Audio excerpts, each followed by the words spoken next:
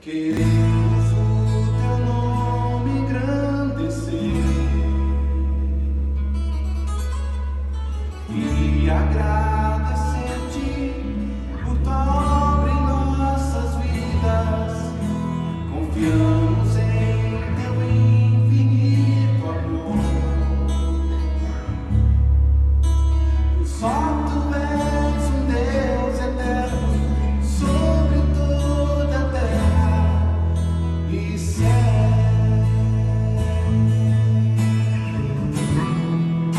Grande é o Senhor, grande é o Senhor e muito digno de louvor. Na cidade do nosso Deus, seu santo monte, a alegria de toda a terra, a alegria de toda a terra.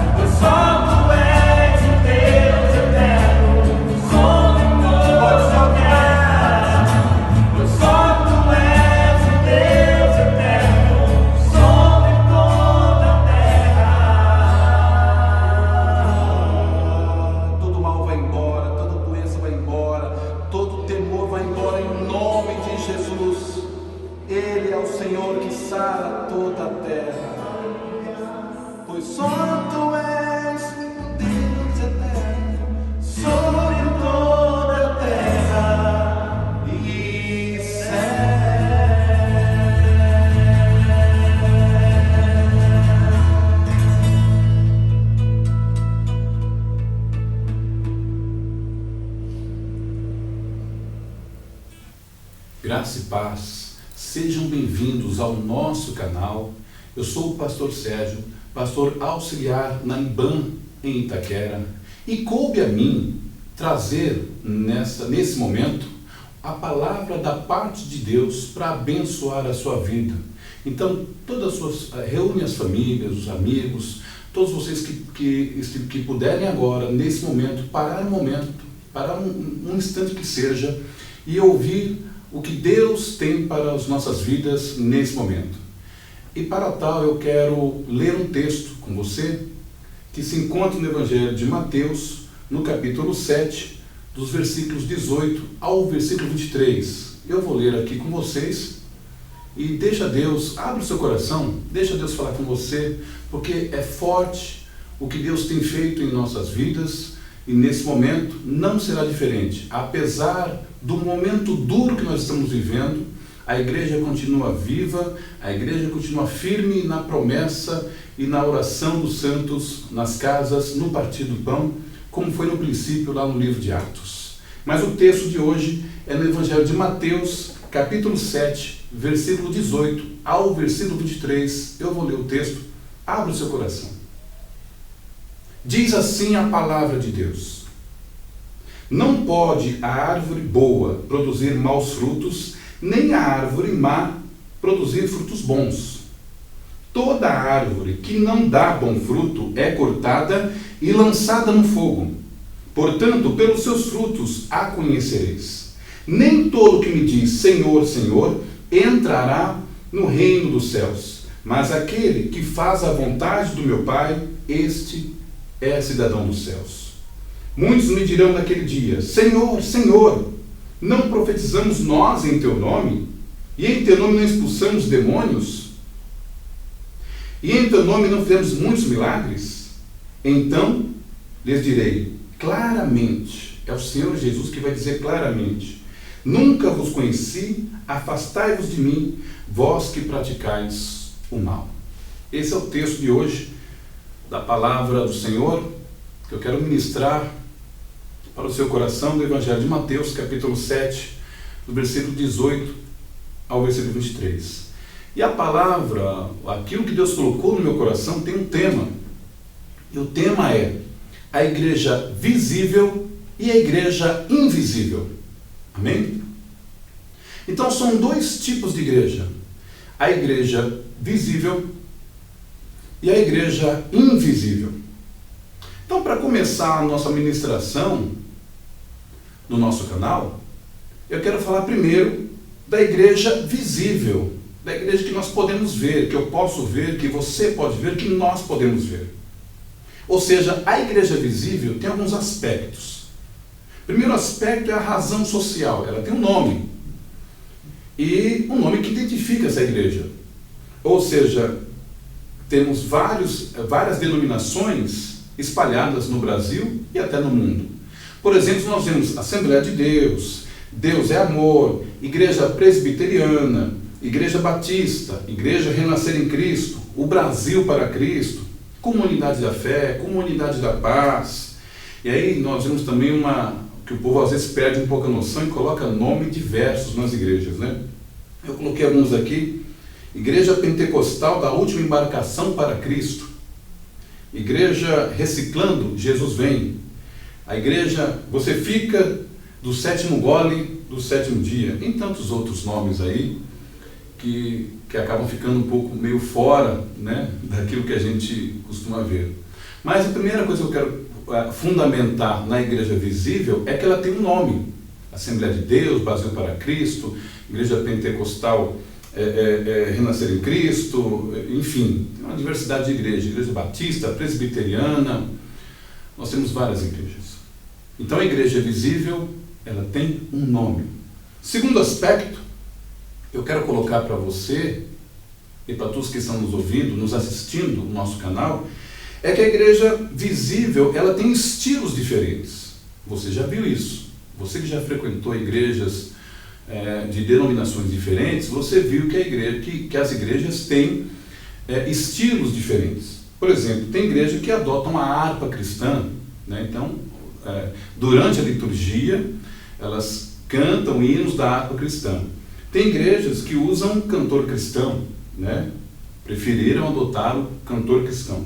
Tem igrejas que cedem oportunidades para grupos, departamentos. Tem igrejas que têm departamentos infantis, departamento de mulheres, departamento de homens, né? Então, cada departamento, durante o culto, acaba entoando um louvor, acaba dando ao Senhor uma contribuição de adoração no momento do culto, no momento da liturgia do culto. E existem igrejas também que têm um estilo congregacional, como é o nosso caso, por exemplo, da IBAN. A nossa igreja tem um estilo mais para o congregacional, se bem que temos um departamento de mulheres que esporadicamente participa da liturgia do culto, cantando, né? Mas, na maioria das vezes, o nosso estilo é congregacional. Ou seja, mas o que eu quero deixar claro nessa minha primeira fala aqui da nossa mensagem, é que não estou aqui no intuito de dizer qual liturgia é correta e qual liturgia não é correta. Não é isso. É apenas para explicar para você que o nosso tema é a igreja visível e a igreja invisível. E a igreja visível, ela tem estilos e formas diferentes. Tem igrejas mais rígidas na adoração, nos usos e costumes, né? Tem igrejas que não permitem certo tipo de roupa, certo tipo de comportamento. Tem igreja que não pode usar barba. Tem igreja que, se o paletó não for ali, se tiver ali um rachinho no paletó, já não pode participar da ceia. Enfim, como eu disse antes, o meu intuito não é de forma alguma no canal apresentar qual igreja é correta, qual igreja não é correta, num aspecto que elas são diferentes na sua liturgia, nos seus usos e costumes.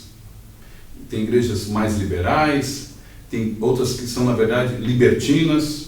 Ou seja, hoje nós temos igreja para todo tipo de gosto. É a igreja visível, é a igreja que você pode ver, é a igreja que está aí fora. Tem denominação, ela tem nome, ela tem CNPJ, tem número registrado em cartório. Essa é a igreja visível, a igreja que eu posso ver. Outro aspecto da igreja visível é que ela tem um cadastro. O que é esse cadastro? Ela tem um cadastro de membros, uma secretaria, que consiste os nomes dos membros da igreja. Ali de A a Z, você consegue ver a data que o membro entrou na igreja, que ele se batizou, quanto tempo ele está na igreja, a data de aniversário dele. Hoje nós temos também até aplicativos modernos que fazem serviço de secretariado nas igrejas. Então, outro aspecto da igreja visível é que ela tem um cadastro, é que ela tem um rol de membros na secretaria, onde você pode acessar e ter ali uma noção de quantos membros congregam naquela igreja. Obviamente, eu estou falando das igrejas que levam a sério os departamentos e o secretariado da igreja. Outro aspecto da igreja visível também é que ela tem pessoas que infelizmente, é a parte ruim que eu quero falar agora. Um aspecto na igreja visível é que tem pessoas que têm nome de cristão, parece cristão, mas ele não se comporta como um verdadeiro crente. E ele está na igreja visível. Ou seja, de cristão, ele não tem nada. São pessoas que, apesar de terem os seus nomes arrolados num cadastro de membro da igreja, são batizadas, são pessoas que, apesar de serem membros de certas denominações, acabam tendo um comportamento totalmente fora do padrão daquilo que Deus espera para as nossas vidas. Ou seja, um comportamento reprovável, que escandaliza o Evangelho, que envergonham a Deus e que também, por conta disso, entristecem o Espírito Santo. Pessoas que dentro da igreja têm um comportamento, mas fora da igreja tem um outro comportamento. Infelizmente, essas pessoas, elas estão na igreja visível. Infelizmente. Na igreja visível tem gente de todo tipo. Na igreja visível tem gente se prostituindo. Na igreja visível tem gente se fornicando, traindo. Tem gente enganando. Tem gente mentindo. Tem gente roubando, fazendo todo tipo de obra da carne. Tem gente hipócrita. Tem gente invejosa. Tem gente soberba. Tem também gente desobediente. Desobediente aos pais. Na igreja visível tem gente que é desobediente às lideranças. Eu quero dizer uma coisa para você. O apóstolo Paulo fala em Romanos, no capítulo 13, no versículo 1, que toda autoridade que há foi dada por Deus. Então, se há autoridade constituída na igreja, nós devemos obedecer a esses líderes que estão dentro da palavra do Senhor, que estão dentro de um compromisso sério com a obra do Senhor Jesus. Ou seja, dentro da igreja também tem membros que são desobedientes aos pais, filhos que não obedecem às mães, que não obedecem aos seus pais, que não obedecem à autoridade que foi dada aos pais, que isso também é algo que Deus abomina. Deus abomina o desobediente. Tem pessoas insubmissas, pessoas caluniadoras, que devem e não pagam as suas dívidas, que fazem dívidas que muitas vezes não conseguem pagar. Essas pessoas, infelizmente, estão dentro da igreja visível, como se fosse normal agir assim. Tem gente que participa da ceia como se fosse uma festinha de aniversário. Isso é muito sério. Dentro da igreja visível, come o pão, bebe o vinho, como se fosse um tira-gosto, como bebendo para sua própria condenação, como diz o apóstolo Paulo em 1 Coríntios, capítulo 11, onde ele diz que muitas pessoas bebem para sua própria condenação, não discernindo assim o corpo do Senhor. Até alguns espiritualmente estão até mortos. Por quê? Porque não levam a sério o Evangelho, não levam a sério a igreja, não levam a sério estar na presença de Deus. Estão na igreja visível. Eu quero que você guarde bem isso. Dentro da igreja visível.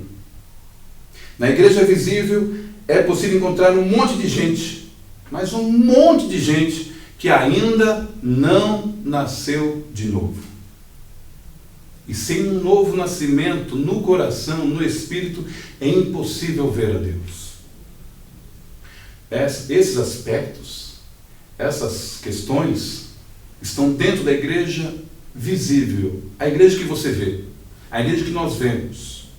E que agora, por conta deste momento de enfermidade, a igreja saiu das quatro paredes, estão nas suas casas, reaprendendo a fé, reaprendendo estar em comunhão com a família. Mas eu quero dizer agora da segunda igreja. Até então, nesse momento, eu falei para você da igreja visível. Mas agora eu quero falar da igreja invisível. A igreja que os meus olhos não podem ver. A igreja que os seus olhos não podem ver. A igreja invisível. E a igreja invisível ela foi edificada por Jesus Cristo. Em Marcos, capítulo 16, versículo 18, assim nos diz a palavra: Tu és Pedro, e sobre essa pedra edificarei a minha igreja. Ou seja, a igreja é um projeto de Deus, executado por Jesus Cristo, mantido pelo Espírito Santo, para atacar o inferno. Então, o primeiro aspecto agora da igreja invisível é que ela foi fundamentada, é que ela foi edificada por Jesus Cristo. Jesus é o fundamento da igreja. O fundamento da igreja não consiste em ações humanas apenas. O fundamento da igreja consiste em Jesus Cristo. Ele é a pedra fundamental. A igreja visível, é interessante dizer que ela está inserida dentro da igreja visível. Ou seja, a igreja invisível, a igreja que eu não vejo, a igreja que você não pode ver, mas ela está dentro da igreja visível. E ela é comparada em três aspectos. Três aspectos. Eu quero dizer o primeiro aspecto. A igreja invisível, a qual eu quero fazer parte, estou me esforçando para fazer parte. Eu quero que você se esforce muito para fazer parte, porque é a igreja que vai para o céu é a igreja invisível. O primeiro aspecto é que ela é chamada, comparada por Jesus, como família de Deus. Em Efésios, capítulo 2, versículo 19, o apóstolo Paulo diz o seguinte: assim já não sois mais estrangeiros e peregrinos, mas concidadãos dos santos e sois famílias de Deus. Você é família de Deus. A igreja invisível que leva a sério o evangelho, que leva a sério uma vida pautada na palavra, ela é comparada como família de Deus. Segundo aspecto da igreja invisível, ela é a noiva de Cristo. Em 2 Coríntios, capítulo 11, versículo 2, o apóstolo Paulo também diz o seguinte: porque vós, com zelo de Deus, visto que vos tenho preparado para vos apresentar como virgem pura, um só esposo, que é Cristo Jesus. Jesus é o esposo da igreja, e a igreja verdadeira, a igreja genuína, é a noiva de Cristo. E o terceiro aspecto, a igreja é o corpo de Cristo. Nós somos corpo de Cristo. Em 1 Coríntios, no capítulo 12, no versículo 27, assim diz o apóstolo Paulo: ora, vós sois corpo de Cristo, individualmente membros desse corpo. E como o corpo tem muitos membros, como eu sou um corpo, eu tenho um membro, você tem os seus membros do seu corpo, todos os membros são diferentes uns dos outros, assim como a mão, os dedos são diferentes, mas cada um tem a sua função, cada um tem a sua finalidade. Eles cooperam uns com os outros, né? Os membros da igreja devem ser abordados nessa mesma constituição, porque são membros diferentes, mas cada um cooperam uns para os outros. O apóstolo Paulo vai dizer que uns são chamados para pastores, outros para evangelistas, outros para mestres, enfim, outros para missionários. Na igreja nós temos chamados para o louvor, para a adoração, para a música, para a liderança. Ou seja, cada dom distribuído na igreja coopera para que o corpo da igreja caminhe bem, caminhe na paz, caminhe em tranquilidade, avançando para o crescimento espiritual de todo o corpo, de todos os membros da igreja. Então, cada membro tem o seu valor. Cada membro é indispensável para o bom funcionamento do corpo. Os membros têm funções diferentes, mas nenhum é autossuficiente. Nenhum é autossuficiente. Cada membro tem a sua função, coopera para o bem de todo o corpo, mas nenhum tem a sua autossuficiência. Essa é uma característica da igreja invisível. Na igreja invisível, os nomes dos membros não estão arrolados num caderno comprado numa loja de esquina. Veja bem, no começo dessa ministração, eu disse para você que a igreja visível, ela tem um cadastro, uma secretaria, onde você pode identificar nomes dos membros que congregam em determinada denominação. Mas na igreja invisível, os nomes, aleluia, estão escritos no livro da vida, com tinta produzida com o sangue de Jesus Cristo. Foi escrito com pena eterna, e o escritor foi o meu Salvador. E essa tinta jamais se apaga, é o sangue do nosso Senhor. Estão escritos no livro da vida. Os membros da igreja invisível, que só o Espírito Santo é quem enxerga, que só o Espírito Santo é quem vê, estão escritos no livro da vida. Aleluia. Glória a Deus por isso. Na igreja invisível, todos os membros nasceram de novo. Olha que coisa linda. Na igreja invisível, todos os membros nasceram de novo. Adoram o Senhor em espírito e em verdade. Na igreja invisível, os membros abandonaram o pecado, abandonaram a prostituição, abandonaram as impurezas, abandonaram as inimizades, abandonaram as contendas, os ciúmes, as divisões, abandonaram todo tipo de pecado, todo tipo de inveja. Na igreja invisível, que eu creio que você faz parte, eu creio que você faz parte e quer fazer parte cada dia mais. Na igreja invisível, apesar das pressões, apesar das dificuldades, das lutas, das adversidades, seus membros não se curvam, seus membros não se prostram diante dos ventos contrários. Sabe que não estão sozinhos na peleja. Na igreja invisível, o crente passa por tribulação, passa por dificuldade, mas ele não desiste, pois ele sabe que a fé está firmada no Senhor Jesus Cristo. Nesse sentido, pode-se identificar, muitos crentes podem ficar atribulados, mas nunca angustiados. Podem ficar perplexos, mas nunca desanimados. Podem até ser perseguidos, pode ser até que você esteja nesse momento sendo perseguido, mas eu quero dizer uma coisa, você não será desamparado ou desamparada.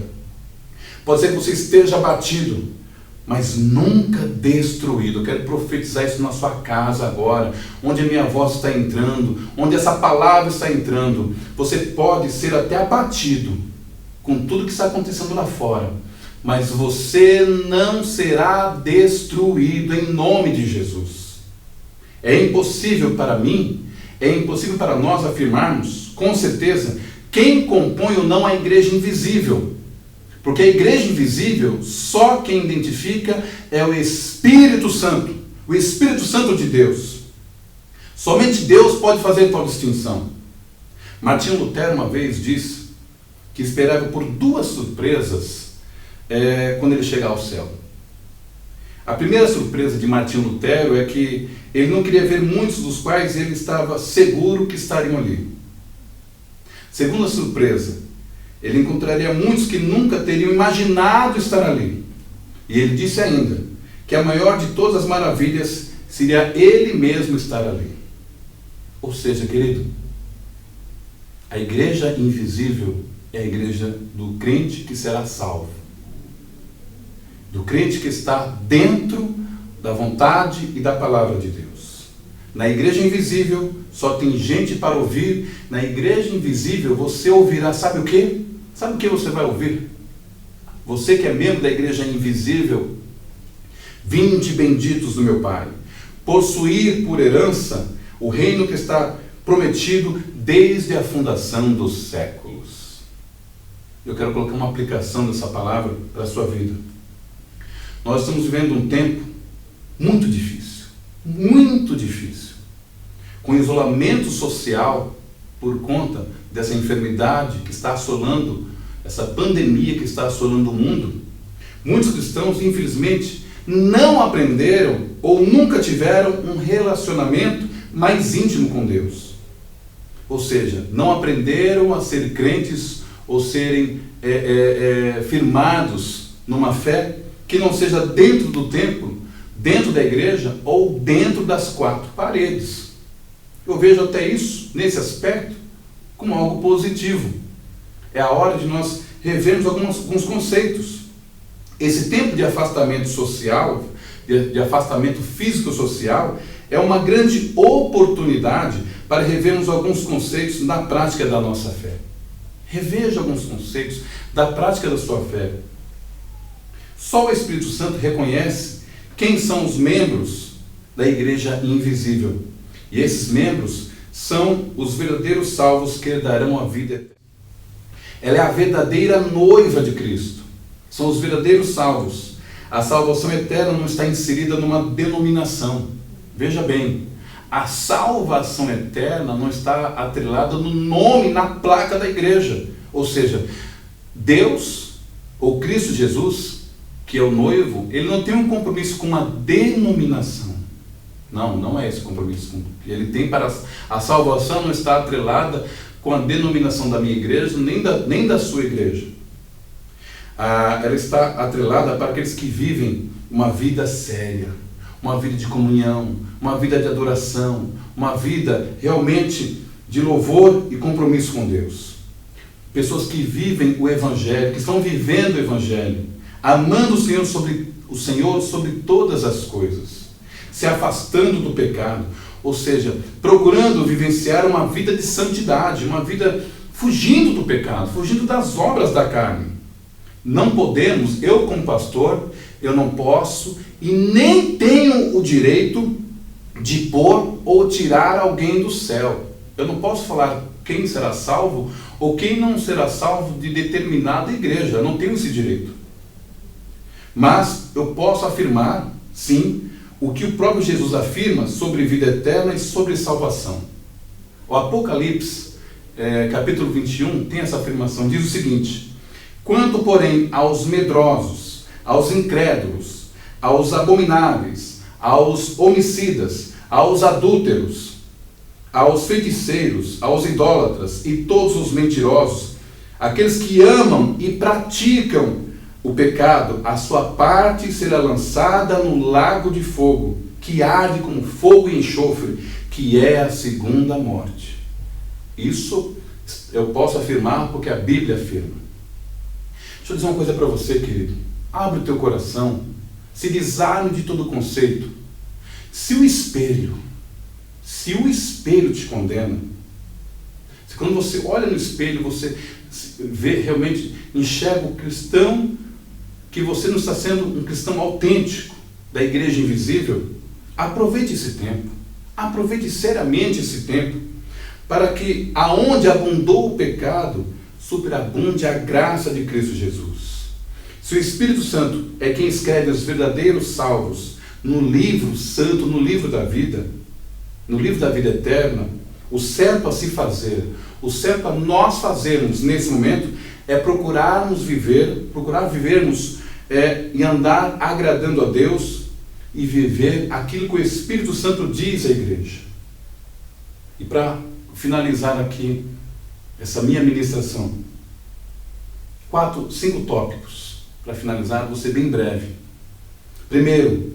Primeira coisa, não dependa das reuniões dos cultos, dos ajuntamentos, dentro dos templos, para exercer uma vida devocional.